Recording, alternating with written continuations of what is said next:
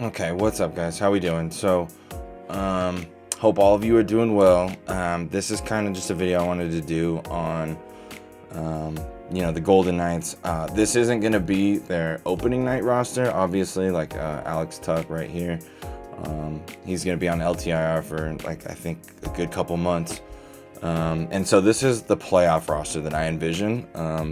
Anybody who knows this team knows that they love to do something at the deadline, and I would not be surprised if they did. But Janmark over here, they got for, I think he was literally just a tad over 500,000 against the cap. I don't know how they're going to be able to do that again this year.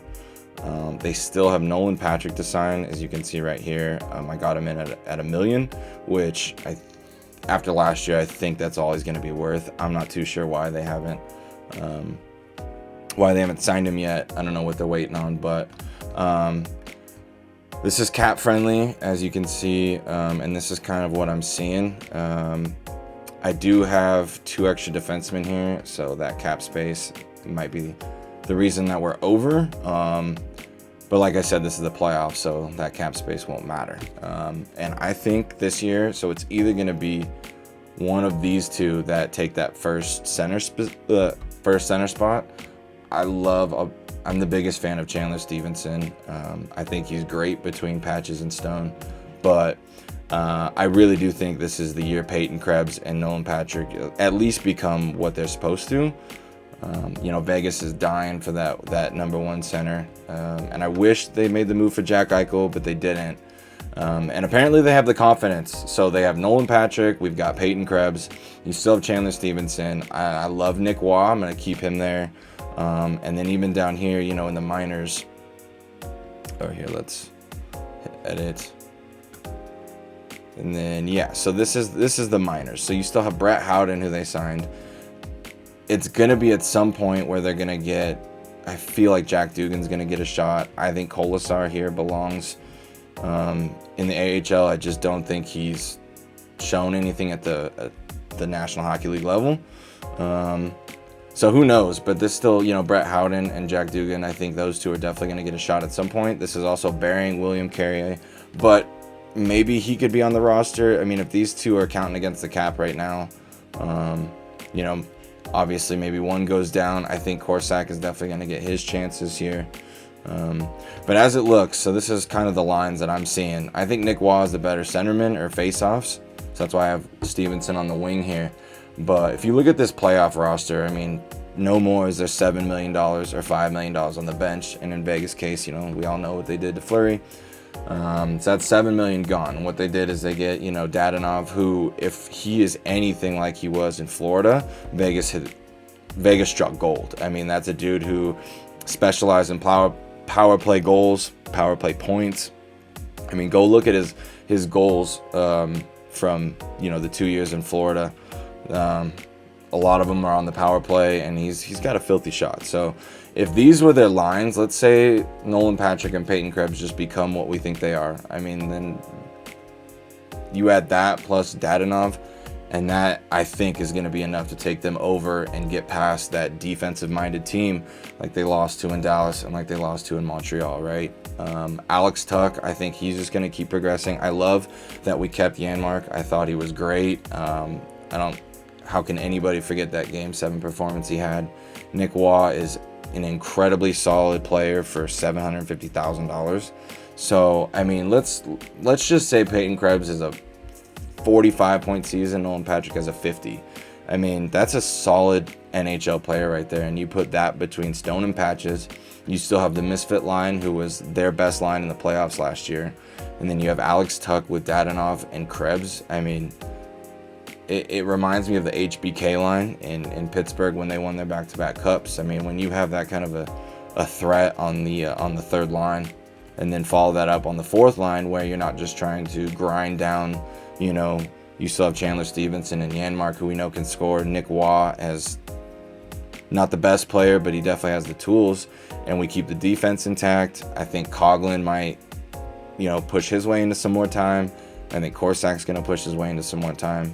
And this is the team that I think will finally be able to get over that hump, not lose in the third round where they only score a minimal amount of goals. I mean, this isn't relying on one line to do it all. You know, this is depth throughout, and I think that's what you saw with Tampa, these back-to-back cups. I mean, they have scoring on any line, and there was never a point where they weren't dangerous. When Vegas had, and I love Revo, and I'm sad he's gone. I really am. I love Ryan Reeves. I love what he brought to the team. But him and Carrier, there was just no threat of scoring. You know what I mean? And so, looking at this, I really think this is a team that would finally be able to do it. So, this is kind of what I see going into the playoffs. I am banking on, like I said, these two to finally become the players we think that they should. And if that happens, put some money down on Vegas to win the cup. So. Yeah, it's going to be an interesting year. You know, it's been some heartbreak these past 2 years, especially last year. You know, how do you go from beating Colorado, the team that is just unbelievable in so many ways, and doing it in such a fashion that it wasn't like it was a Game 7 where it was down to the wire. No, they won 4 in a row, and then to do what they did in Montreal. So I think both McCrimmon and McPhee are on the hot seat. You don't just trade away the face of the franchise and get to keep your job if it doesn't work out. So it's going to be an interesting year to follow the Knights for sure. So this is kind of what I have. If you don't know CapFriendly, definitely check them out. What they do is phenomenal for any fan or just anybody. You can make your own. You can do like a trade thing. You could have done like a Seattle expansion draft, all kinds of stuff. So, yeah, predicting the playoff roster, I thought that we'd get Nolan Patrick to $1 million, and yeah, I think this is going to be the team that does it. So, just a quick little video on kind of the roster, where I think we're at. I do think they made the right moves. Did I want to see Jack Eichel? Absolutely. Would I like to see a Hurdle? 110%. But I definitely do think that Patrick, they see enough in him. The potential is there for him and Krebs. And if they both hit and they become good NHL players, I mean, that's exactly what Vegas was missing. You know, depth on every line, scoring on every line, and, you know, no more wondering what could be when you have that much on the bench in goal. So it's going to be an interesting year. Lots on Robin Lehner now. I think Pietrangelo is going to settle in and become the Pietrangelo that he was in the playoffs. Theo's just getting better. I wish Braden McNabb was a little faster, but he is a solid defensive defenseman. And Alec Martinez, they could not bring him back. That was an absolute must. And that third pairing, as young as it is, it's a phenomenal D pair. I think Nick Hague is going to get better, and Zach Whitecloud is an amazing defenseman. So, yeah, it's going to be interesting. I'm glad they kept the misfit line still. It's sad to see so much of that first year team gone, but that's kind of just the way it goes when you win, and you got an owner that wants to win. And as a Knights fan, I couldn't be more thankful for that. So,